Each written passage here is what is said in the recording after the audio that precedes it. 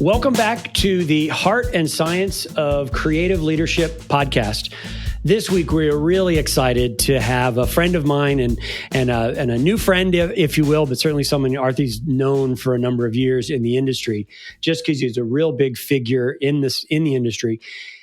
Had global leadership jobs, was one of the biggest agencies in the world.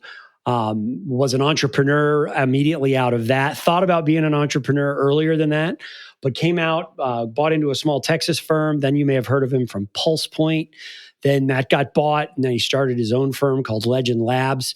And that's where he is nowadays. And he's there with two other partners, and there's about 20 to 30 years difference in age. And so I think you're going to learn a lot in this episode. But one of the things I really want to point out is this distinction around owners and partners that have a little bit of gap in age, and the benefits, but also some of the weaknesses that come in from that. Aarti, I know in this conversation, we highlighted some of the pros and some of the cons of that point. Yeah. And for our listeners, one of the big jobs that Jeff had was he was at GCI Health when it was when it merged or it was taken over by Conan Wolf. And to your point about the cross-generational partnerships, my question is how do you foster equality? And from what Jeff said, right? I mean, they are all three of them are equal partners. When one person is perceived as being more senior, both by your talent, your people, but also by your clients. And I think a listener should listen for what's that sort of the informal burden that the sort of senior person takes on the back of that. Yeah, and I think we talk about that specifically when we talked about the formal structures they've had set up, but also then just the informals that are set up. So I think we're going to have a great conversation with Jeff Hunt, one of the partners at now Legend Labs. So hope you enjoy, and we will talk to you again on the backside. The first question is, you built and started Pulse Point with Bob. You went through some events of sale and transition there, and now you have Legend Labs. Having been in a startup mode a couple of times, what advice do you have for other entrepreneurs looking to start up firms? And that just lets you talk about the industry today, what it was, what it is, and really sort of a real nice green field for you. And that'll be kind of where we start. Yeah, the only thing I would say is that I might start at one chapter before Pulse Point, because it's kind of gave me an opportunity to test drive this thing called entrepreneurship in a structured way. So if you don't mind, so when I left Burson in 2000, I moved back to Texas.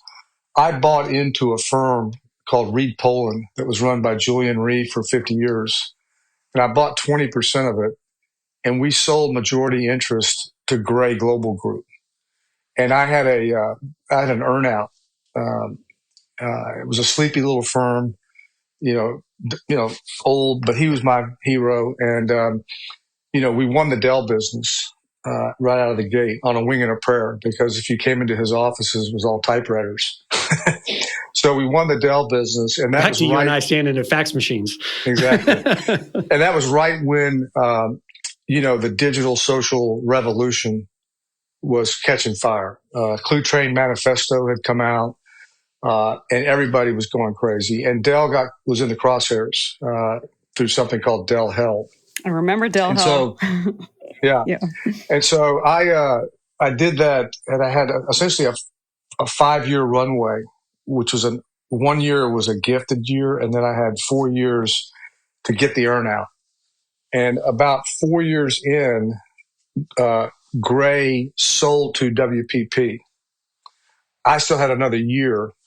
Bob left, and I became CEO of GCI, the global company. I still had money on the table, so we had to do a little negotiating because my interest moved from just being Texas and that P&L, which is what I was going to be incentivized on, to the global P&L. So we had to do a little negotiating, did that, and a year later finished, stayed on for a little bit longer. Then we merged with Conan Wolf, and that's when I exited Stage Right, and that's when Bob and I hooked up to create Pulse Point Group. But the reason I tell the story is because Yeah, I mean, it was an entrepreneurial leap of faith, to go and buy 20%. And by the way, it was right at 2000. You can remember the economy. It was a tough economy. Matter of fact, Gray told me that if we didn't do the deal that week, the very week we did it, the week after it would not have gotten done, because the financial situation. Well, let's just keep this thread, and then we can circle back. When did you know you were at a big agency? And Bob Feldman, we talked to Bob. Bob tells a story about you being a young PRSA student at UT and did some work for him. When did entrepreneurism? You did the big firm and all. I was there too. Big perks, all the great things that you get. When did you know as a man that entrepreneurism was right for you? I was literally 18 months into the job at Burson Marsteller. Bob Feldman, Rob Flaherty, and I were really good friends. We were all in Bob's. This is right out of school? This is like right out of school. Yeah, okay. Bob was my boss's boss's boss. So he was way up there. But Bob hired me at Burson. And so we had this idea to start Feldman, Flaherty, and Hunt. And we developed a business plan. We still have it. We went out and looked at some property out in Connecticut that Bob's then father-in-law had a printing company, so he had office space. And we were ready to go. I mean, we were ready to do it. Actually, it wasn't 18 months. It was a little bit further in because Bob had just bought a house in Westchester. And so, he was feeling the pressure of needing financial stability. And ultimately, he's the one that I think started pulling the plug on the idea. And that's when I went to Korea, because I was like, I'm not going to just sit here in New York. So that's when I moved to Korea. And I think that's another, part of the story is that every 2 to 3 years at Burson, I was given a new, what you would call entrepreneurial opportunity. I just had the luxury of, big, deep pockets to fund it. But like Korea was a startup. And then from Korea, I went to Mexico City. That was a startup. And then from Mexico to Miami to open up Latin America, all of which were organic startups, no acquisitions. But again, there's a lot of difference between doing it with somebody else's money and doing it with your own money. I wanted to ask a follow-up because I think pretty much anyone listening to this obviously will know Bob Feldman, they'll know Rob Flaherty, and of course you, Jeff Hunt. What was it? Because we've talked to a lot of guests about partnerships and finding that those complementary people who you're like, what, we can do this together. We can build something together. And I always think, now that you've said this, I think about what that firm would have turned into if the three of you had actually gotten it off the ground. But what was it that do you think brought the three of you together and said, hey, like we can make something happen? I think enormous mutual respect and unique talent lanes. By that, I mean, Rob Flaherty is one of the most creative people I've ever worked with. There's unique people that have the ability to think right brain, left brain. He's one of those people. And so always just had enormous respect for him. We were kind of peers. He's just a little senior to me, but we were kind of peers, but I just had enormous respect. And then Bob was more like a mentor figure, but had just incredible client skills. And we all kind of learned from the way he managed clients, managed growth. And then, friends. We were just really good friends. And, we kind of started this off by talking about the importance of that. But there's a lot to be said, for trusting friendships. So would you give the advice that as a new college graduate, 25, 26, 27 today, that they could leave, start their own firm, be what we would call kind of a high strategy, low tactics firm? Or is there benefit in going into a bigger firm, learning some best practices for 5 years, something like that? So navigate that fork in the road and that decision for a 25, 27-year-old today. Yeah, I think both the ability to get into the bigger firms or even mid-sized firms, frankly, and also getting out of your comfort zone. By that, I would usually mean your market. So I don't think there's a better place to start a career than New York or Chicago or London.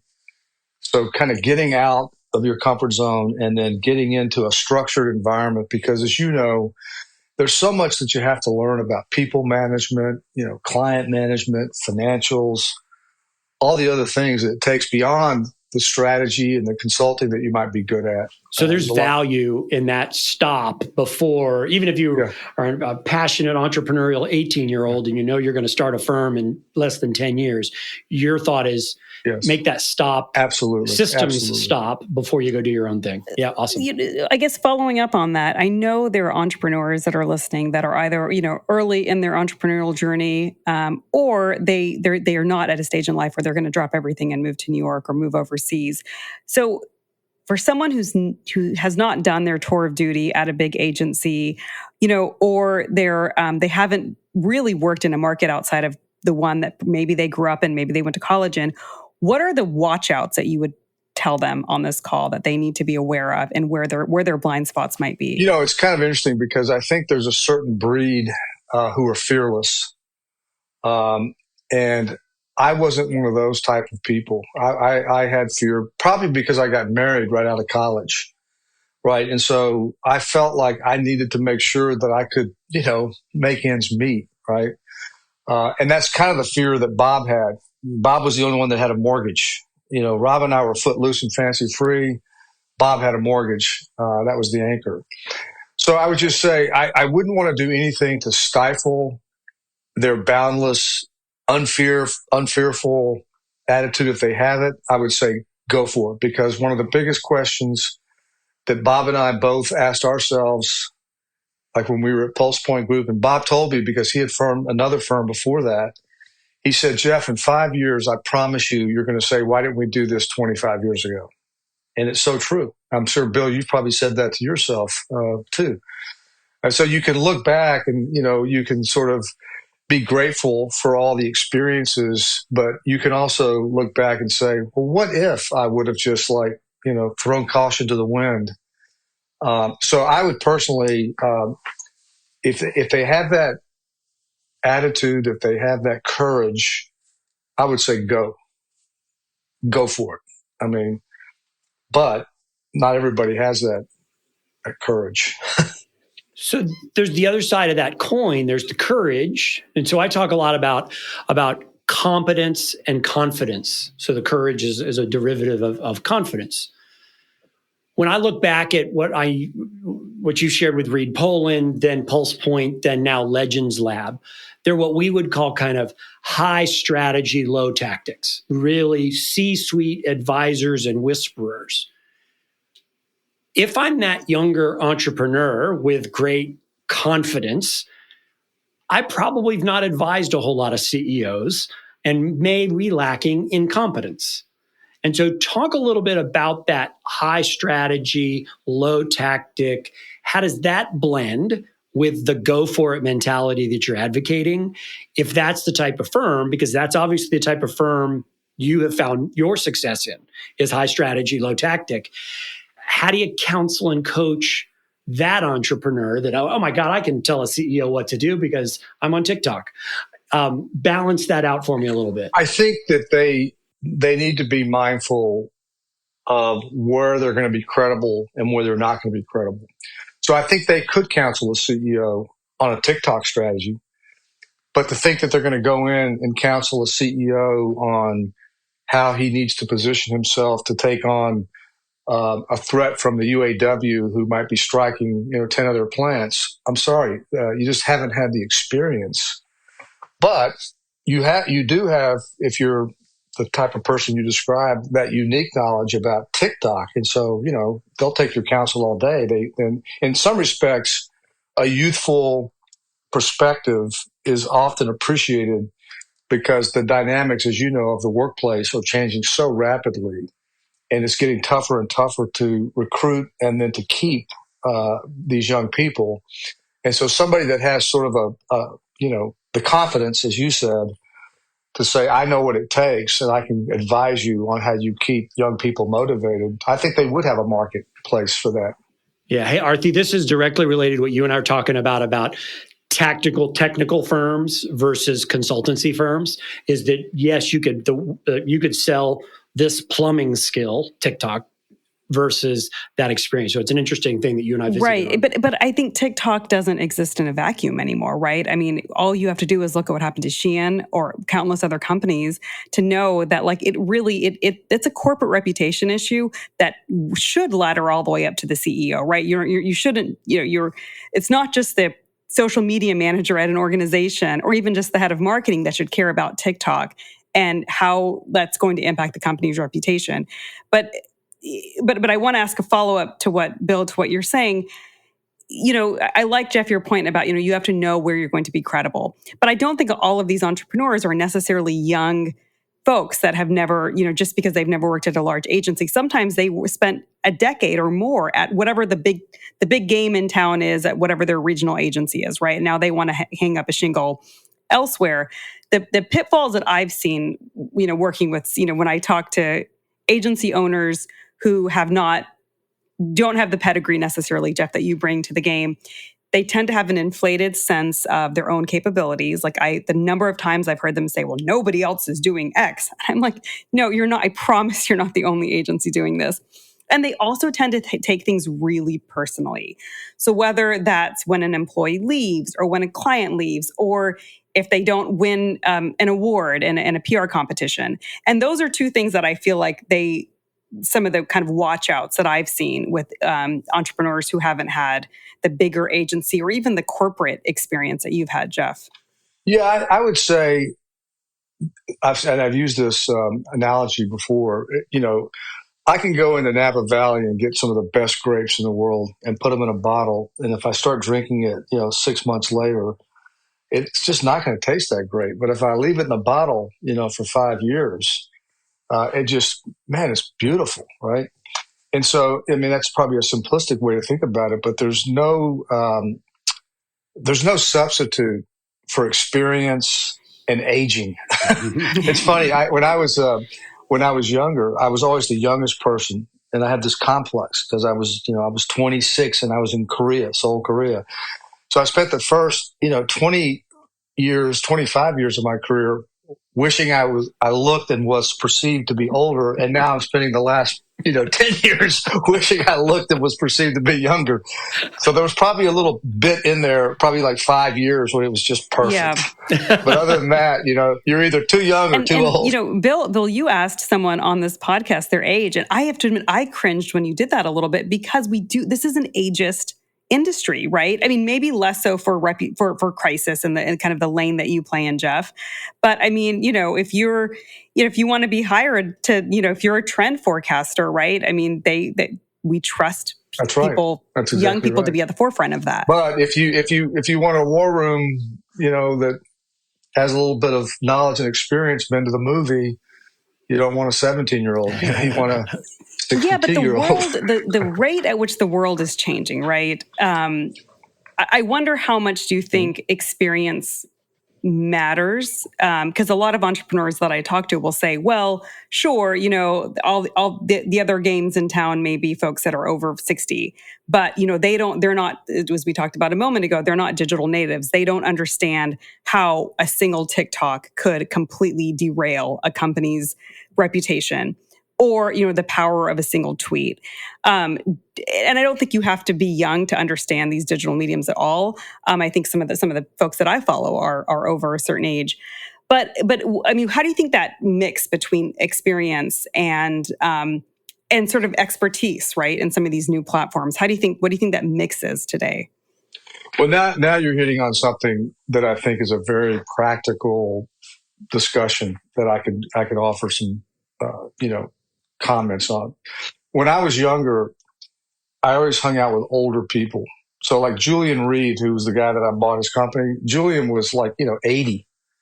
I did a lot of work directly with Harold Burson. So when I was younger, I always tried to hang out with older people to kind of suck in the wisdom and the knowledge. And as I've gotten older, part of the reason I love teaching at the University of Texas for the last 20 years is it keeps me current, because I have to keep up with these kids, these students. But the other thing is, if you look at my partners now in Legend Labs, they're 32, 33, 34. I'm 62, right? So I think, if you're a young entrepreneur, maybe some words of advice or wisdom is pick some older mentors or even partners. I mean, what's the guy's name in Houston that runs the firm? Pierpont. Pierpont, yep. Mm-hmm. Pierpont. He's got Terry Haymeyer hanging out in there for the last 10 or 15 years because Terry's, had all this great experience, and he's an excellent role model for a lot of younger people in the firm. But I think if you're younger and you're an entrepreneur, and we've talked about mentors. That. Yeah. And we love that. And I think just to go on a tangent for a second, the folks that I'm talking to sort of these sort of 50 to 65-year-old entrepreneurs. They've got agencies, big, small, somewhere in between. Lots of locked up equity. They're trying to figure out what's next. The buying market for that size firm is not huge. They may or may not have the employees to transition. I'm advocating, why don't you go look for a 32-year-old that's got a struggling firm, but a lot of energy, and you guys marry up. You might not get the big multi-million-dollar paycheck, but you can have peace of mind that 32 bolted on with your 57 could be a pretty dynamic firm. It's just the bubble, the baby boomers bubble kind of moving through the economy. So I think there's a lot of wisdom in doing that, but doing it strategically and intentionally, because there's this locked up capital that needs to be released by someone in their 30s. And I think it's a big strategy people need to think about. Yeah. But what about so when you have cross-generational leadership or partnerships, do you feel like, can you be equals? So Jeff, do you feel like equals with your partners who are in their 30s? Yeah, I intentionally set it up that way. So Legend Labs, we are 3 equal partners. I mean, equal in every sense of the word. Compensation. I mean, you could argue that my compensation should probably, be 30, 40% higher than based on where I am in my career. Equal compensation, equal ownership. And that's the way I really wanted to set it up. That's the way we set it up. And I think that it really just kind of keeps me, seeking their advice, which I should do, right? And vice versa, because we're just equal. And we know what we each bring to the table. And so it just makes, to me, for a really, a good, and I like what you said earlier, Bill. I think that could be an interesting model, the one you described. And I also like the idea of being very mindful of who you would want to partner with. And, don't pick your clone. You know what I mean? Pick somebody, hopefully, that adds a dimension to your business or to your firm, that adds value. So let's stay with what you've got now with Legend Labs. So I appreciate formally that's the way it's set up, and I get that, the structures and the way you've designed it and papered it and probably operationalize it. But is there an informal burden that you carry as a senior counselor that pulls through in the way you guys interact? You've been there. You've also got, similar to you and Bob back in the day, you've got the mortgage and kids and a second house or whatever, career, vacation aspirations. So play it out for us. How does it play out informally? I get the formal. Play it out informally. And how does that work? It's actually probably going to be the opposite of what you would think. Okay. So they have a lot more pressure on them than I have on me relative to all of our people. What do I mean by that? I go out of my way to say, look, we are equal partners. If you want to come bring me a piece of work in midstream, I'll look at it just like they look at it. But for whatever reason, and this is something I'm personally trying to deal with, that I can be a little bit too intimidating to some of our younger people, and they'll feel this need to go to James or to Ahmed before they bring it to me. And it's really not fair because they've got their own work streams, right? But everybody wants to make sure that, before they send it to me, James or Ahmed, and it really burdens them, to be honest with you. It's something that we talk about, in the firm. How do we get our people to just understand that we don't have that kind of structure? We don't want that kind of structure. And a lot of it falls on me. So let's build on that a little bit. So we've talked a little bit about partners, and now let's talk about the people and how, like, what kind of culture are you trying to build at Legend Labs, and is it different than what you had at PulsePoint, even sort of what you sort of knew at or built at GCI? What are you trying to do differently? Let's start there. Like, what do you want your culture to be? So when you grow up in the big firms, as you know, there's a lot of crap that comes with it. I mean, culture, baggage, gossip, all that stuff. And so, like, I always remember when Bob and I started PulsePoint Group, we almost completed the sentence, no assholes policy, right? And, we knew exactly what that meant. We just are not going to accept people that, try to bullshit you, try to play games. We're straightforward. We're not big. You come directly. So we're trying to build a culture of very authentic, direct communications, accountability at every level. We're trying to obviously build a creative culture. We're also trying to build an owner culture. So one of the things that we did at PulsePoint, and then we've repeated at Legend Lab, is we created a phantom stock. Where we essentially, there's two things we did. We created a phantom stock, and by the way, it paid off really nicely for people when we sold PulsePoint Group, including my two partners. And, when I say nicely, if you're 28 years old and suddenly you get $150,000 or $200,000, that's better than a poking eye with a sharp stick. And then the other thing that we do at Legend, which is different than at PulsePoint, is we actually put a bonus program in place that we pay quarterly. And why do we do that? Well, I can remember all those years at like Burson where you'd work your ass off the whole year, and you'd get around to December, and one of the operating units would lay an egg, and it would affect everybody's bonus, right?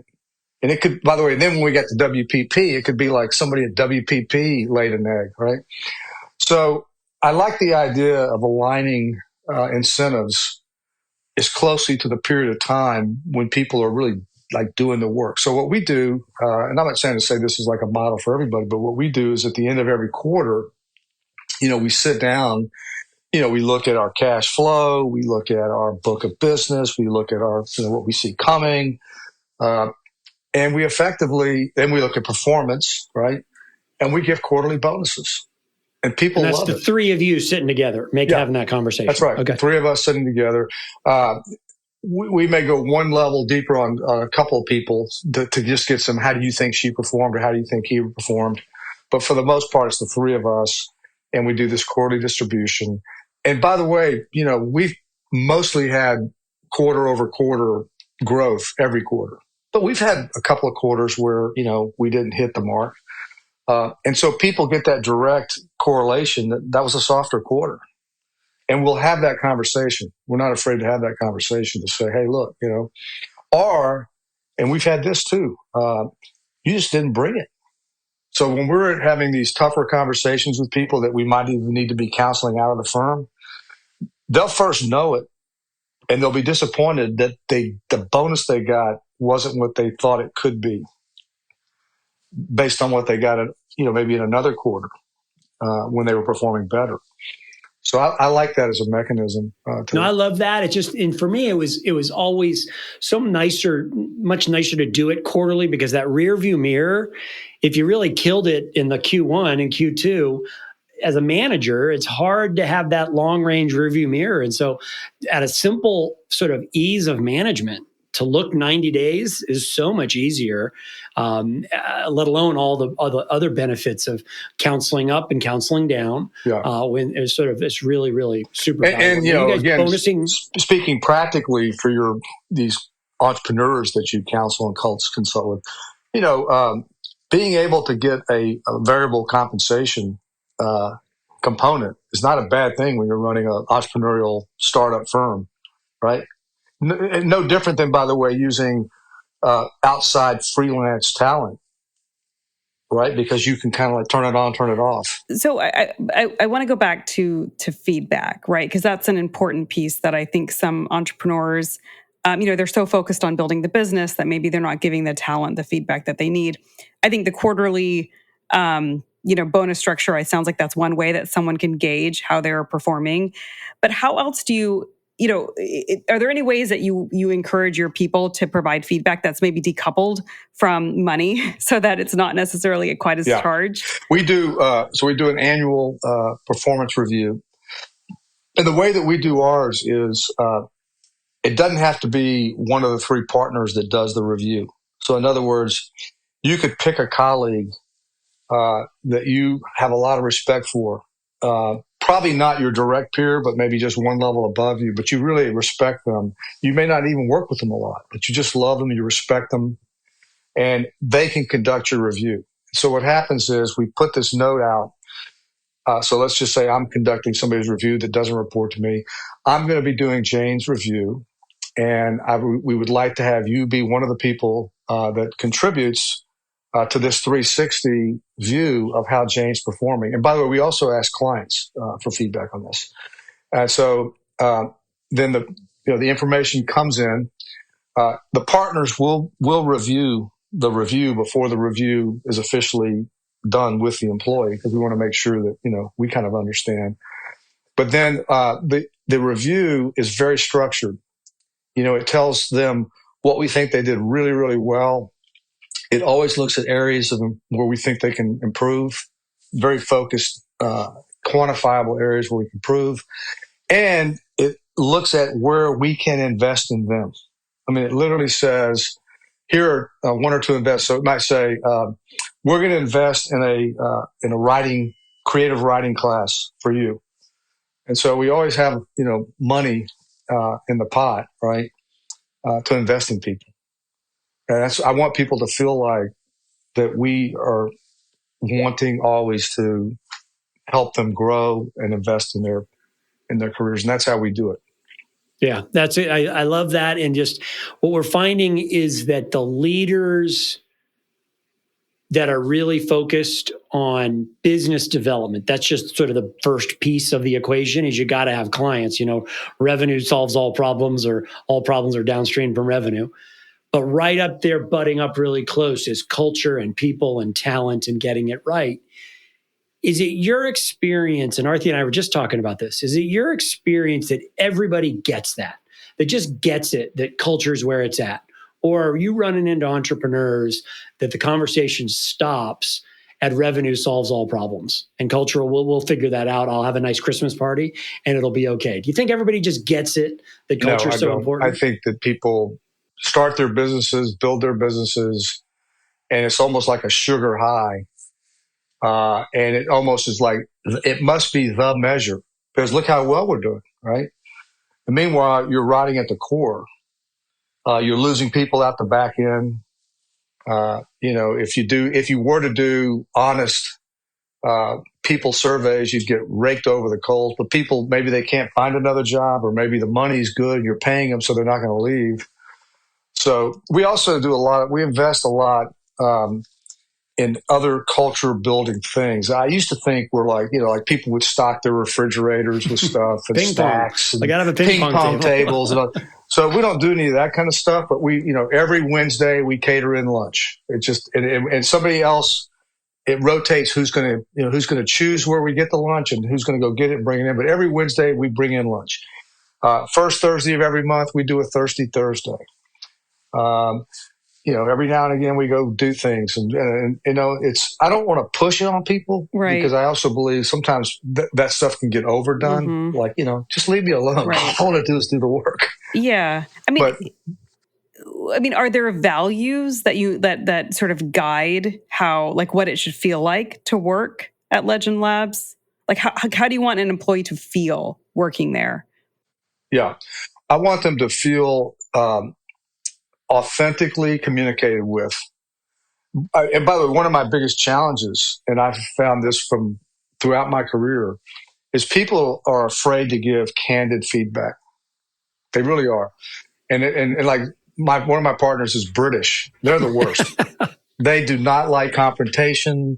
They're so polite. They're so gentle. And what used to drive me crazy in the bigger agencies and drives me crazy at Legend Labs is we have a performance problem and the person has no clue. Well, how can they have no clue? I mean, did you tell them that you didn't think that the writing met your, and the answer is usually no, and so I'm a big believer in being extremely direct, very positive, but also if we need to be constructive, and I don't want people to be surprised. I want people to be very self-aware, with our help.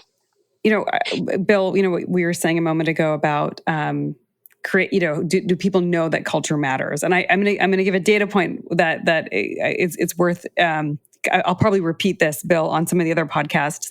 So when we did Best Agencies to Work For when I was at Provoke, what we found was there was a correlation between how, an agency that performed really well on Best Agencies to Work For, and then down the line, like within the next year or two, they ended up being an agency of the year. Now, obviously, there's different criteria for each of these, right? Best Agencies to Work For was very much about employee engagement. And then Agency of the Year was very much about business performance. So there was a direct correlation between having an engaged workforce and business performance. So for anyone that's listening that still does not believe us that culture matters, look at our lists of best agencies to work for compared to, look at Provoke Media's lists of best agencies to work for compared to, and then their agencies of the year. And I get it. And I don't think, and Jeff's doing it in and day out. I still think there's lots of people that know we should diet and exercise and not eat French fries. And there's plenty of us that still do it or don't do it, whatever the context is. And there's plenty of entrepreneurs that's not their aspiration. And that opens that whole conversation. And Jeff, love to get your take on this, is we've been talking about this distinction, a gross distinction in the marketplace of lifestyle firms where entrepreneurs create a firm, $5 to $15 million, maybe, 10 to 20 employees, maybe something like that, whatever that math works out to be. And they are providing an amazing lifestyle. They don't aspire to win awards. They have got their kids' colleges paid for. They may have a second house. They take a great vacation. They don't have any partners, versus performance firms. So it's performance versus lifestyle that are trying to grow, trying to get big. And when they win GE or when they win General Motors or when they win the big ones, that's what they're striving for, versus the lifestyle that's really just trying to build something for a dozen or so people to have a great life. Do you agree that sort of ecosystem exists of bucket A and bucket B? And I'd love to get your commentary on where you see Legend Labs in that dichotomy of those two, of a performance firm or a lifestyle firm. And I don't make any judgment on either, because I've came from a performance firm and I built a lifestyle firm, and I'm pretty damn happy with the choice I made. And so I'm an advocate, but I'd love to get your take on the concept and where you think Legend Labs is. That's a really, really, really good question. And I'll dial back to Bob Feldman, Jeff Hunt days at Pulse Point. And Bob was always a performance guy. I mean, he was like, we didn't do as well this month as we did last month. And I was like, hey, look, dude, I mean, I'm having fun. I love working with clients. So we had that sort of, kind of push-pull, yin-yang kind of thing, right? When we started Legend Labs, we purposely said we're building something. So when we started Pulse Point, by the way, and I think this is something to be mindful of as an entrepreneur, if you know you want to sell your business, the sooner you know you want to sell your business, and you can be mindful of that, you make decisions. So I'll give you an example. We didn't call it Feldman and Hunt. We called it Pulse Point because we knew that, a buyer might find that a better way to digest, a brand, for example. Particularly if we got 2, 3, 4 years in, we started documenting processes, repeatable processes, right? So that, again, wasn't just service revenue. We started as quickly as we could. We found a SaaS-like revenue stream. It was a digital tool that you could use to sort of figure out where you were in the transition into the digital world.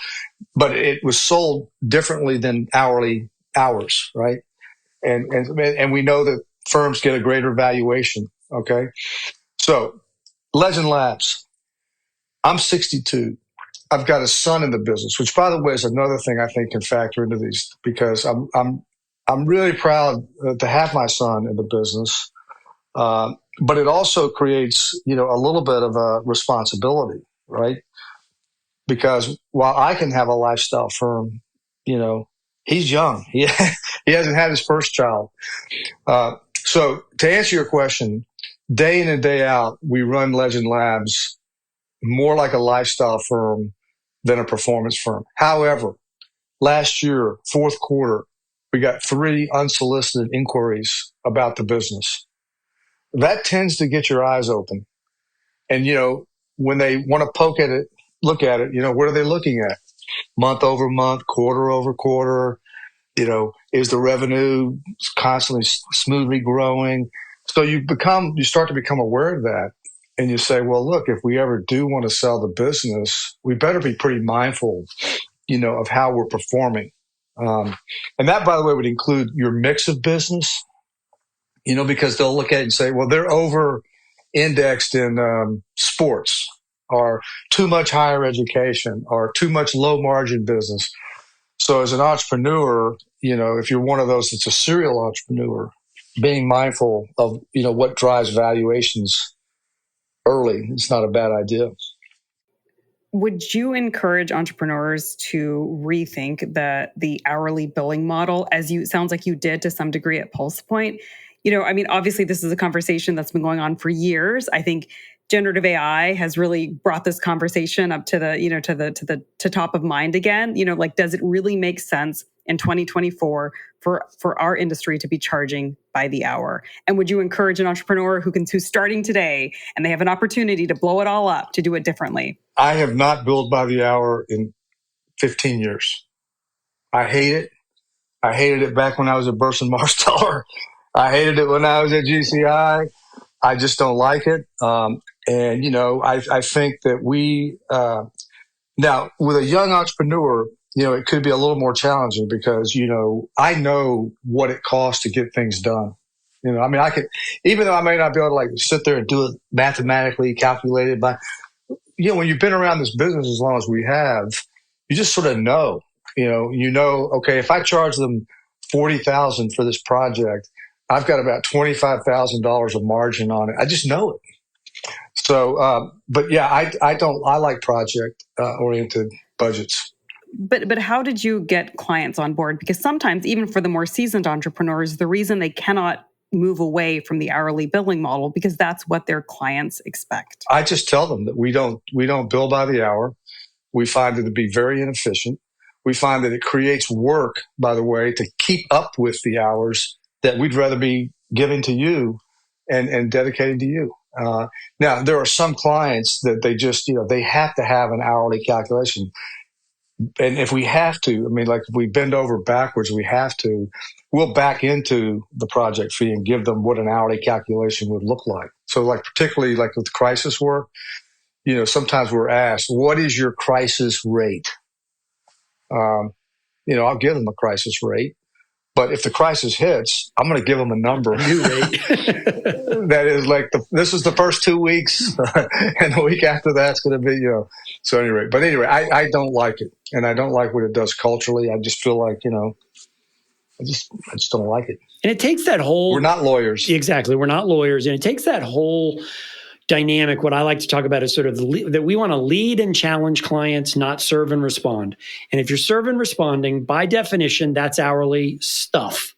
If you're leading and challenging, you're a partner, you're looking around corners, and that we can value that lots of different ways. So yeah, and that may go back to Aarti, to your question. It may go back to the starting point of the entrepreneur. I didn't start with, I've never done hourly in my own iteration, and we rarely, just like Jeff, rarely ever did it at the other firm. But I know lots of folks that are starting out. That's the only way they know how to start out, is that way, is trading an hour for a couple $100. That's just all they know. But I do think we're all going there from a value-based pricing. So on that note, we talked about the blind spots for someone who's never done the tour of duty at the big agencies.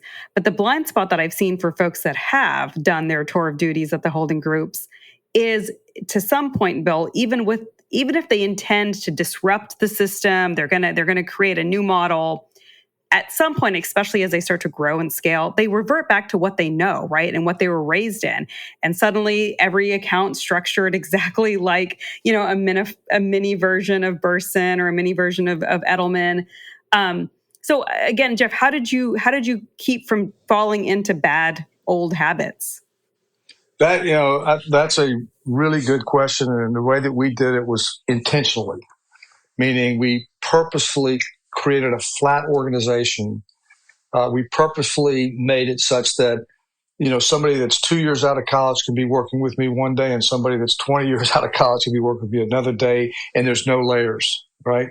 It's all about pooling the talent based on, who has what skill set that you need.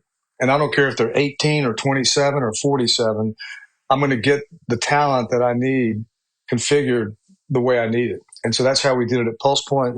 Now, one thing we did do at Pulse Point that ended up being a little bit of a problem is we created kind of what you sort of see like a practice structure. We called them pods. And at the time, it felt like it was the right thing to do, but it ended up creating a lot of bad behaviors. Matter of fact, it's how my two partners and I become partners in Legend Labs, because we were the God Pod. We loved working together, but it just kind of created, some internal, internal competition, if you will, that frankly was not healthy. So we have not repeated that at Legend Labs. We keep it very fluid. I was going to mention one other thing before we leave the topic of the entrepreneurs. One of the things that we have done really well at Legend, we didn't do it as well at Pulse Point, is building in incentives, success incentives and fees, and also taking a piece of the action. So we have, just as an example, the reason I was late coming onto this call, we're doing some work for a guy by the name of Jamal Charles. He used to be a running back for the Kansas City Chiefs. He's got a patent for a glove that has a heating element in it so that, you don't have cold hands. And so we're basically taking a 5% stake in that company. We're charging them the out-of-pocket. But, that's fun. That's skin of the game. We have a company that we launched called Better, B-E-T-R, with Jake Paul. We got action. We got another company called Simple Bet. And so the opportunity is, and I think clients like it, by the way. They really love the fact that you want to be invested in their business. Partners you up really closely. But it really does. But I also know agencies that never survived doing that or over-indexed on that in the late 90s, early 2000s, and that disappeared overnight because of it. So how do you manage risk when doing something like that? You make sure that you get what you need to cover your costs and then some. So I never put our full, for us, the way I do it, it's all gravy. In other words, if you go back and look at the assignment that we now in the case of Jamal Charles, a little different. We are putting that's more like the partners have made a decision that we want to invest in that business. But otherwise, you get what you need to more than cover your cost. But rather than taking like a 25% profit margin, maybe you're taking like an 8%, but you have the ability to get to 45%. Yeah. If you hit it out of the park. Right. That's how we do it. So, on that note, let's talk a little bit about your client portfolio because, it sounds like you have a mix of startups. And then you also have talked about, you work with the Grammys, you work with the Oscars. I mean, in some ways, it seems like a dream mix. So how do you go about getting your business? How much of it is referral, given the fact that you've been in the business for as long as you have? And then what role do your partners, given that it sounds like they're a bit more junior or earlier in their careers, what role do they play in new business and bringing in clients? Yeah, 90% of our business, 95% is referral. We don't pitch business, by the way. No, we just don't. I mean, occasionally we have to. Like we University of Virginia is a client of ours. We handled the crisis in the aftermath of the football tragedy. The School of Public Policy, needs some help. They have to go through an RFP process. Okay, we'll do it. But we've got to believe that we've got a better than average chance of winning it, or we're not competing it. We just don't like it. But how much of that 95% comes from you, and how much of that comes from your partners? So in the earlier years, too much of it. But as time has gone on, particularly one of my partners, James Wakefield, has really done a great job of building client relationships He's super creative. He's kind of like Rob Flaherty, honestly. In fact, he's better than Rob Flaherty. he's more Rob, creative. Don't be offended if you're listening to this. No, Rob would agree with me if he met him. He's just he's super creative.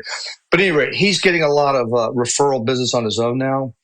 But that's what keeps me up at night, to be honest with you, is that I'm too much of the economic engine for the company. So right now, I would say that would be something that I personally would like to see. And I brought this up to Bill. We had lunch. I need to really kind of work on getting them skilled at, networking and business development. My son has the gift. I mean, he's very natural at it. So he's starting to, be able to kind of get some repeat business. So like, for example, we'll go in and do a rebrand of the America East Athletic Conference. He's doing all the interviews that we're using with the ADs. And so if one of them has a problem, they're going to call him up. And so he's using that. And so I've seen really good, encouraging signs. But my runway, I'm figuring another 3 or 4 years active. So my runway is getting kind of tight here, that I got to be able to sleep well at night knowing that if I leave tomorrow, the business sustains itself and then some. And that's my biggest concern. So I would assume if you're transparent enough to share it on a podcast, you've had those conversations with your partners. Yeah. You've talked about runway, you've talked about the load of business development, leveling up and things like that. Right. Let's talk about transparency firm-wide. Talk about transparency. Does everybody know everything? I mean, salaries, business, dollars and cents. Talk about transparency writ large within your team at Legend Labs. We don't, not everybody knows salaries, that's for sure. Some people do. In other words, we do have some substructures of like leadership. Like my son Chris has 3 or 4 people that he kind of like tends to, right? So he would know their compensation and be consulted with on their compensation. We don't share our financials, monthly. We do with the partners, and we don't mind telling people if they want to know. I mean, it's not like we're not sharing it. We just don't want to burden the whole organization with, well, your group only did, 30% of what it did. We just keep your head down, do great work, drive great results, revenue comes, profits come. So yeah, we're not sharing that very widely. We're not making that the focus of the firm. The focus is on the work. And we found that really serves us well. I mean, now in terms of transparency on my plans, certainly my 2 partners and my son, have good, transparency on that.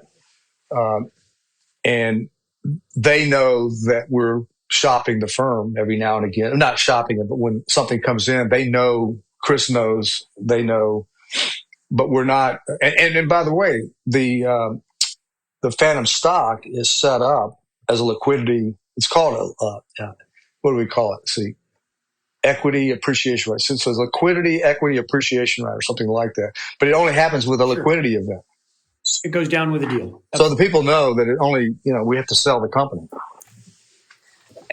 I want to ask a follow-up. So your son is not a partner, an official That's right. partner. So for other folks that work at the agency, how do you, are you okay with it feeling like a family business? Like, is there an assumption that at some point, Chris, I think that will become a partner? And do you worry about sort of creating sort of a nepotistic sort of environment? And how do you protect against that?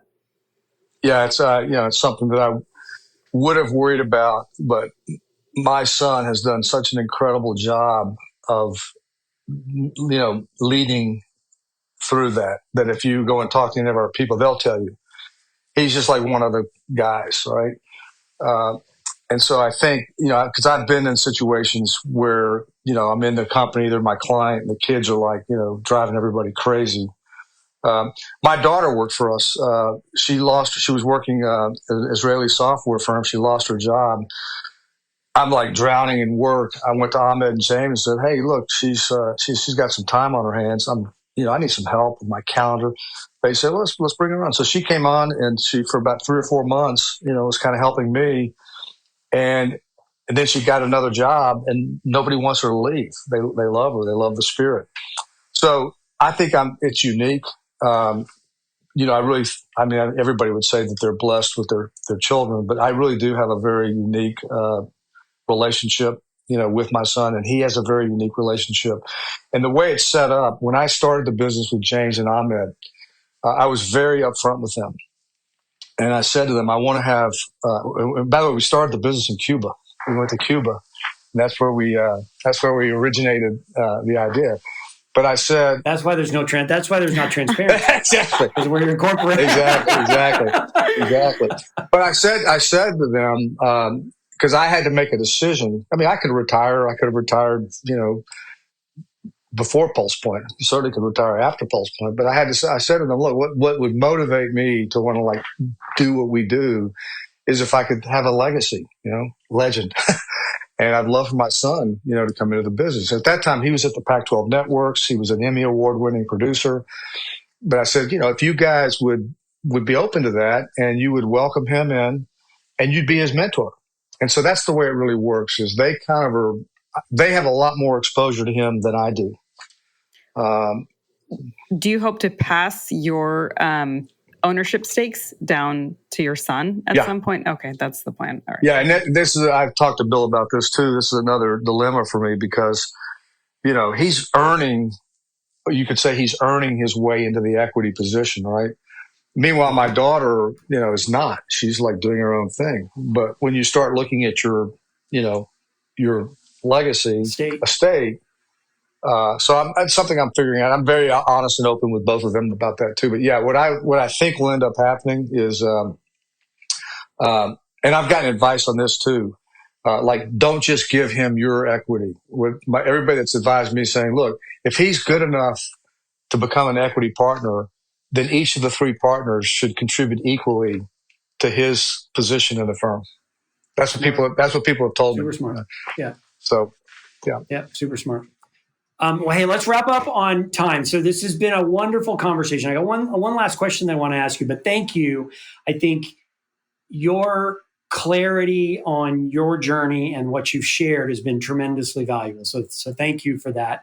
I know that your teaching at UT is a passion for you. I think your gift of teaching comes through. So thank you very much for that.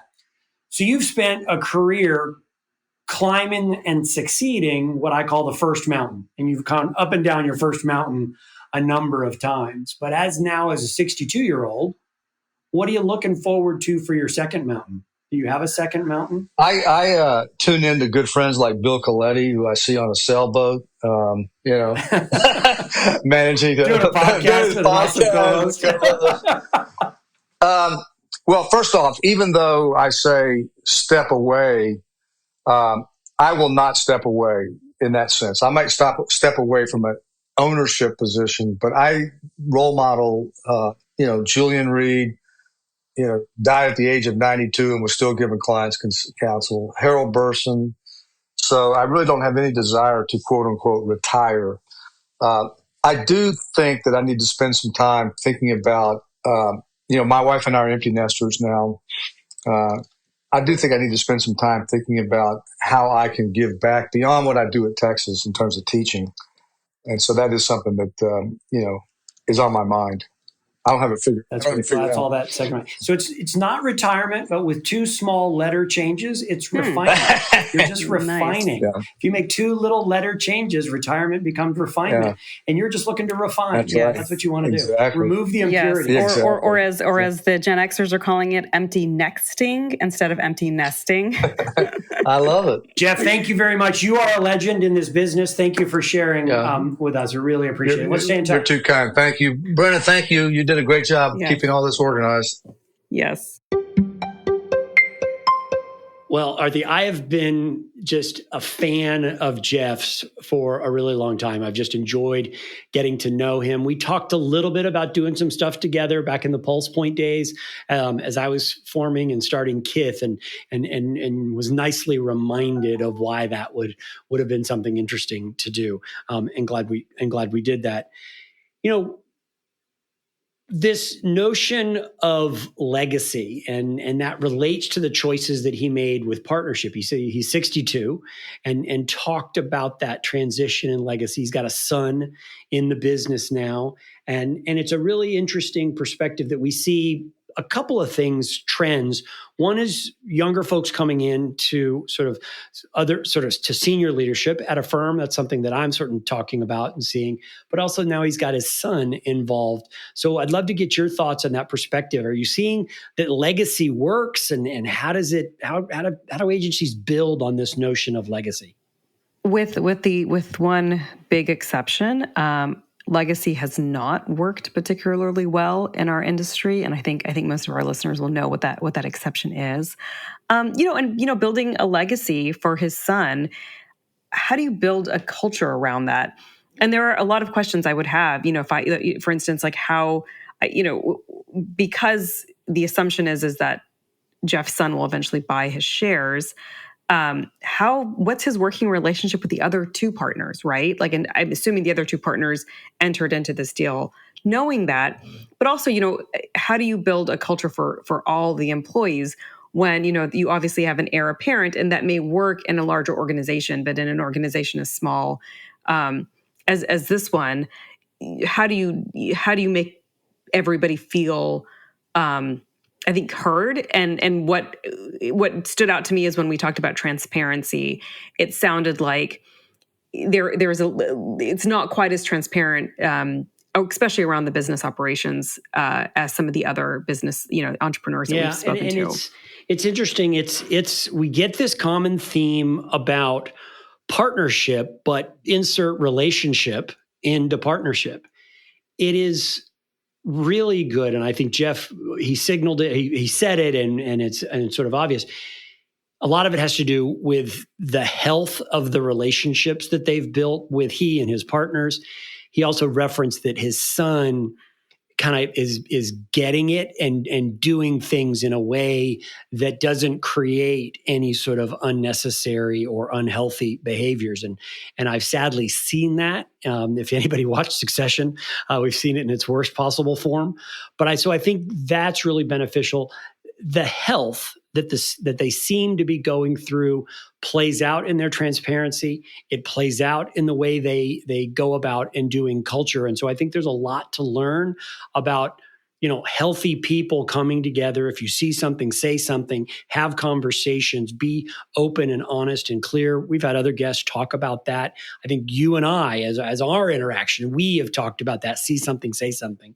And so I think there's some real benefit, but there were some bad habits, right?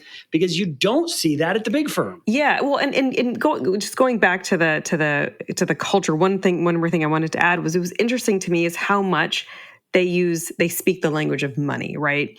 When we asked, Jeff about, how do you have conversations about performance, and so much of it was rooted in, well, we do quarterly bonuses, and I actually found that to be kind of refreshing. Going back to the conversation we had with Tracy, is sort of this transparency about, look, we are all here.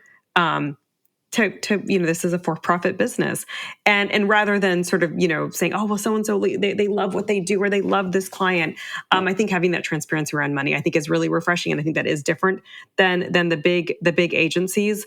But I think, Bill, you were going to say that what's the, if you're an entrepreneur starting today, is that experience at a big agency necessary, or do you pick up too many bad habits? Yeah, and it's a great question for dialogue, and I don't think it's not certainly my place to be prescriptive in that. I mean, so I did it for 13 years and then went and did my own thing, and was in, 4/5 of that time was in a really, really amazing, hyper dynamic environment at Public Strategies. And then we did the whole Hill and Knowlton thing, and there was kind of a little bit of clash of cultures.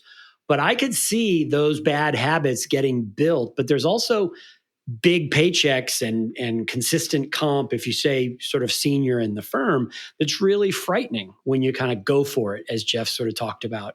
That's there. So yeah, I think there are bad habits, but I also know, and you've talked about this very well, there are good things to learn. There's client management skills, there's systems, there's procedure, there's operations. I pulled over all that stuff, picked the best of it.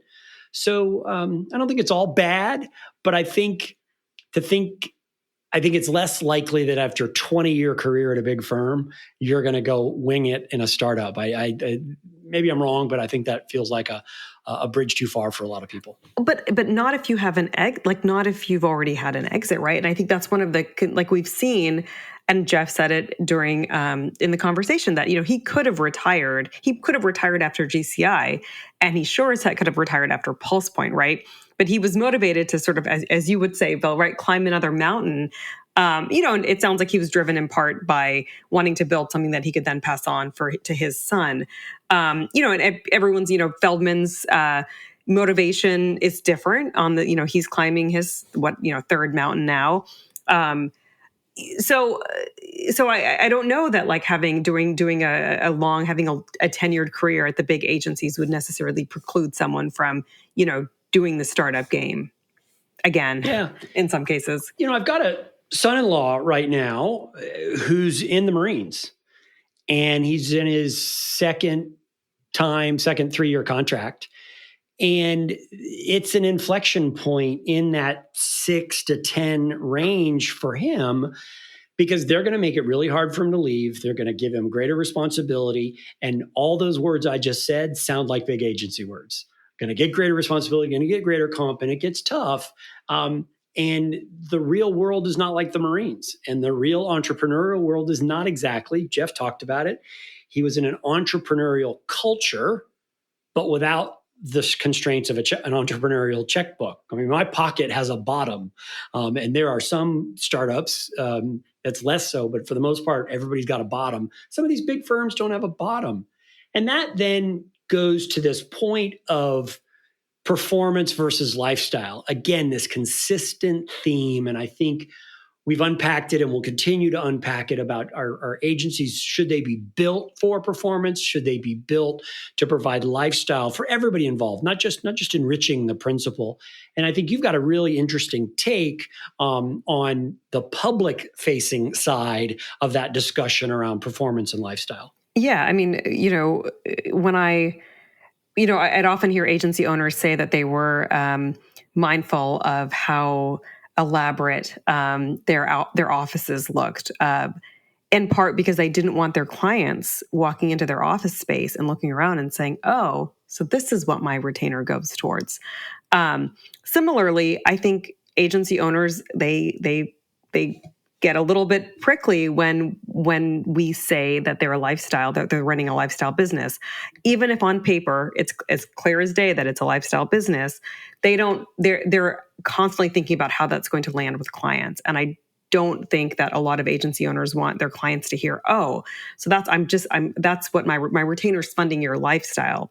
And I think that's a valid concern. Yeah, and I think those optics are interesting. And so we've spent a couple times talking about this. And so let me leave you with this, and I'd love to get your just off-the-cuff reaction, and then I want to go deeper with you on this, is that the way I've heard this performance lifestyle distinction is, what if you were to treat your firm as a gold bar, as a solid gold bar, okay?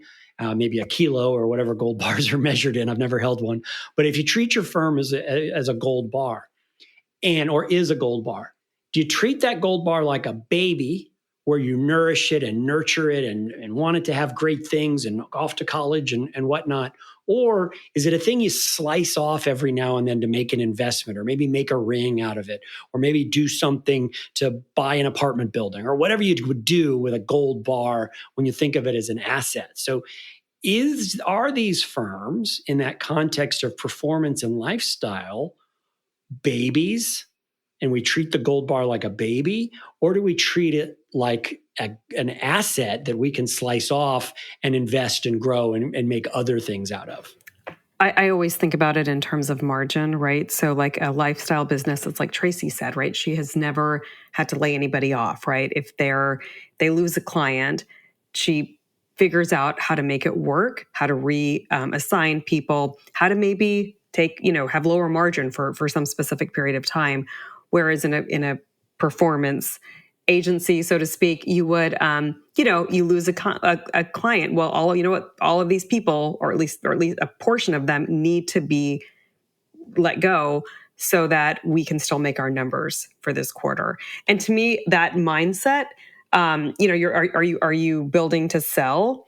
So you have to maintain a certain margin pretty consistently, or are you, if it's a lifestyle business, then you can say, oh, you know what, this quarter we're going to take a little bit of a hit, but there's a long-term plan to get us back to where we like to operate. Yeah, I mean, it's going to be a continual theme. I think we need to keep asking it, because I think we're going to continue to unpack it and see what people think. I think we're going to talk to some folks that are absolutely performance oriented and are really focused on growth. And so I'm just really curious what the reactions. I think the conversation with Jeff was great. I really, as I mentioned at the top end, a little bit of a fanboy. The fact that he's doing it with his son, the fact that he's got these great partners, that they're doing some really innovative work in the sports place.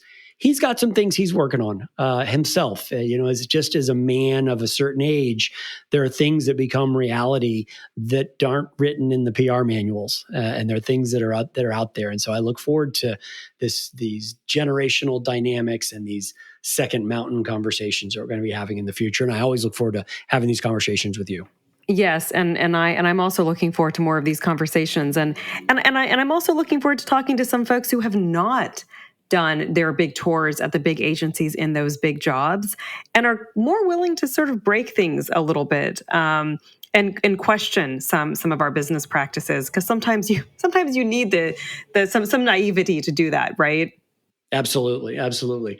Well, this has been the Heart and Science of Creative Leadership podcast. Thank you for listening. We're excited to share these stories from owners about their methods, their milestones, and their mistakes.